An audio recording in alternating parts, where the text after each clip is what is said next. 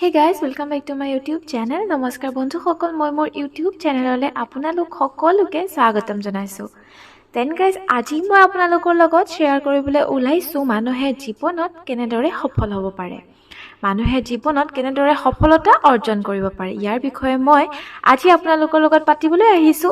Then আপোনালোকে যদি মোৰ ভিডিঅ'সমূহ চাই ভাল পায় বা শুনি ভাল পায় তেনেহলে লাইক কমেন্ট কৰি দিব আৰু যি সকলে প্ৰথমবাৰৰ কাৰণে চাইছে তেওঁলোকে সাবস্ক্ৰাইব কৰি দিব। বন্ধুসকল, আমাৰ জীৱনত আগুৱাই যাবলৈ সদায় অনুপ্ৰাণিত হোৱাটো আমাৰ বাবে অতি প্ৰয়োজনীয়। বৰ্তমান সময়ত সকলোতে প্ৰয়োজনীয়তা ইমানেই বাঢ়িছে যে মানুহবোৰ হতাশ হৈ পৰিছে আৰু ইয়াৰ বাবে তেওঁলোকৰ মনোবল ভাঙি যায়। যদি আপুনি মনোবল হেৰুৱাই পেলায় তেন্তে আপুনি নিজৰ লক্ষ্যত উপনীত হ'বলৈ অতি দুৰ্বল হ'ব আৰু নিজৰ লক্ষ্য অথলে বিচাৰি উলিয়াবলৈ আৰম্ভ কৰিব। আমাৰ লগত প্ৰায়ে এনেকুৱা হৈ থকা দেখা যায়। বহুতৰ লোকে মানুহৰ বা তেওঁলোকৰ নিজৰ দেউতাক মাককো প্ৰেৰণা দিব নোৱাৰে। সেই লোকসকলে নিজে নিজৰ প্ৰেৰণা দিবলগীয়া হয়। আপুনি নিজকে প্ৰেৰণা নিদিলে আপোনাৰ মনত কোনো ধৰণৰ ইতিবাচক চিন্তা নাহে আৰু ইয়াৰ ফলত আপোনাৰ প্ৰতিটো কাম নষ্ট হ'ব। যদি আপুনিও বিচাৰে যে আপোনাৰ সকলো কাম অতি ভালদৰে কৰা হয় তেন্তে আপুনি নিজকে বিশ্বাস কৰি সদায় অনুপ্ৰাণিত হোৱা উচিত। বহু সময়ত মানুহৰ লগত এনেকুৱা হয় যে আমি যদিও প্ৰেৰণাদায়ক হৈ কাম আৰম্ভ কৰোঁ কিন্তু কিছুমান এনেকুৱা কাম আছে যে বাধাৰ বাবে আমাৰ প্ৰেৰণা হেৰাই যায়। মনত ৰাখিব যে আপুনি এবাৰ আপোনাৰ প্ৰেৰণা হেৰুৱালে ইয়াক ট্ৰেক বেক কৰিবলৈ বহুত সময় লাগে আৰু ইও অতি কঠিন হৈ পৰে।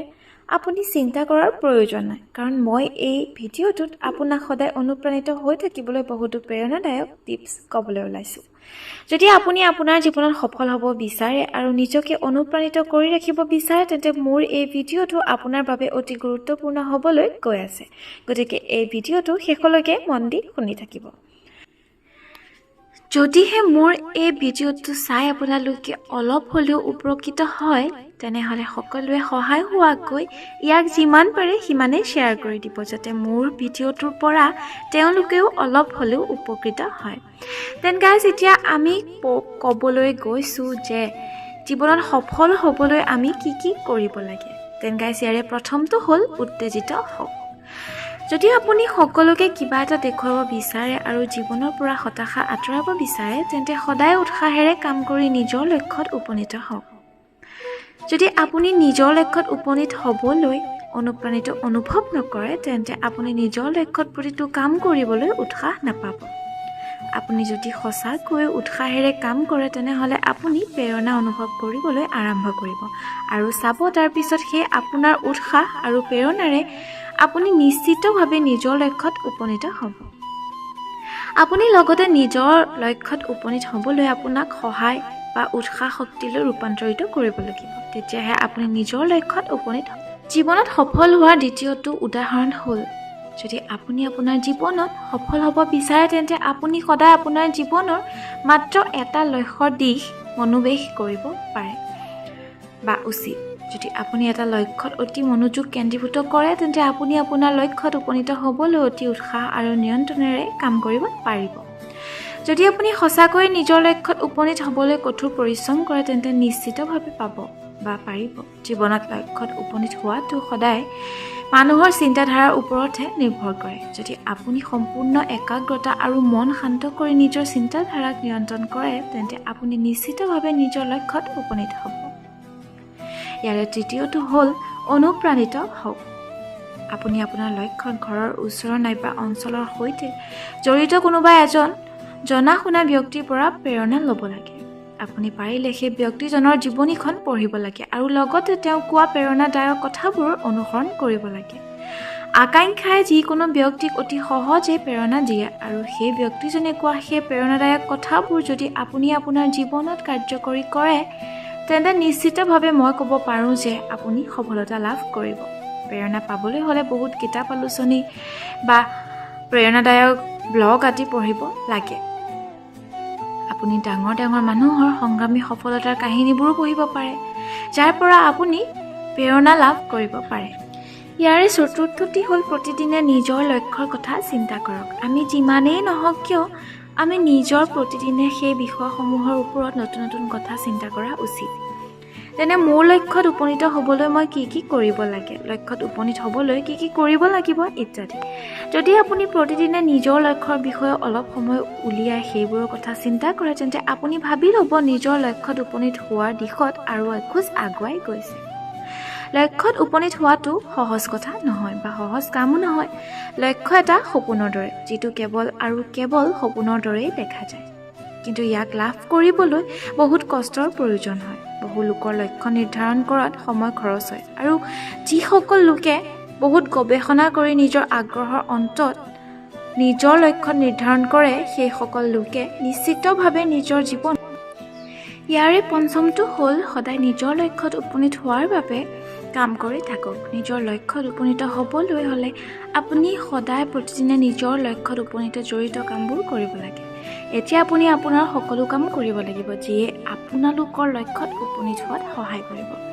আপুনি সদায় একেটা বিষয়তে চিন্তা কৰিব লাগিব, যাৰ জৰিয়তে আপুনি আপোনাৰ জীৱনত প্ৰেৰণা লাভ কৰে আৰু নিজৰ লক্ষ্যৰ দিশে আগবাঢ়ি যাব পাৰে। আৰু ইয়াৰ ষষ্ঠতে হ'ল সৰুকৈ আৰম্ভ কৰক। আপুনি লক্ষ্যত উপনীত হ'বলৈ যিকোনো কাম সৰুকৈ আৰম্ভ কৰিব লাগিব, কাৰণ এটুপকৈ এখন সাগৰ হয়। যদি আপুনি কেতিয়াবা এজন সফল ব্যক্তিৰ সফলতাৰ কাহিনীৰ সন্মুখীন হয়, তেন্তে আপুনি যিটো চাবলৈ নাইবা পঢ়িবলৈ পাব, সেয়া হ'ল সেই মানুহজনে প্ৰথম সৰু মূৰৰ পৰাই নিজৰ সফলতা আৰম্ভ কৰে। আনকি সৰু পৰিসৰৰ পৰা সফলতা আৰম্ভ কৰিবলৈ বেছি খৰচ কৰিব নালাগে, আৰু সময়ৰ লগে লগে আপোনাৰ অভিজ্ঞতা বাঢ়ি যাব আৰু আপুনি অতি সফল হৈ পৰিব।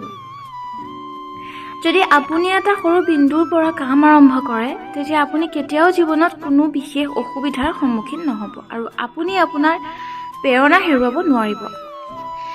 আমি সকলোৱে নিজৰ লক্ষ্য নিজৰ মাজতে সীমাবদ্ধ কৰি ৰাখিব নালাগে, বৰঞ্চ ইজনে সিজনৰ লগত নিজৰ লক্ষ্যও ভাগ কৰা উচিত। এনে হ'ব যে যদি আপুনি নিজৰ লক্ষ্য ইজনে সিজনৰ লগত ভাগ কৰে, তেতিয়া যদি আনজনৰ এই বিষয়ত কিবা অতিৰিক্ত জ্ঞান থাকে, তেতিয়া তেওঁ আপোনাৰ লগত শ্বেয়াৰ কৰিব। ই আপোনাক উপকৃত কৰিব আৰু আপুনি আপোনাৰ লক্ষ্যৰ দিশে আগবাঢ়ি যাব পাৰিব। সেই ব্যক্তিগৰাকীয়ে আপোনাক কিছুমান প্ৰেৰণাদায়ক কথাও ক'ব পাৰে, আৰু যদি আপুনি সেই ব্যক্তিজনৰ কথাবোৰৰ ওপৰত গৱেষণা কৰিব পাৰে, তেন্তে সেই কথাবোৰ সঠিক হ'লে অনুসৰণ কৰে, তেন্তে আপুনি বহুত সফলতা লৈ যাব পাৰে। কোনো মানুহে নিজৰ জীৱনত সফলতা লাভ কৰিবলৈ আৰু সদায় অনুপ্ৰাণিত হৈ থাকিবলৈ নিজকে আন মানুহ নহয়, নিজৰ প্ৰতিযোগী কৰি লোৱা উচিত।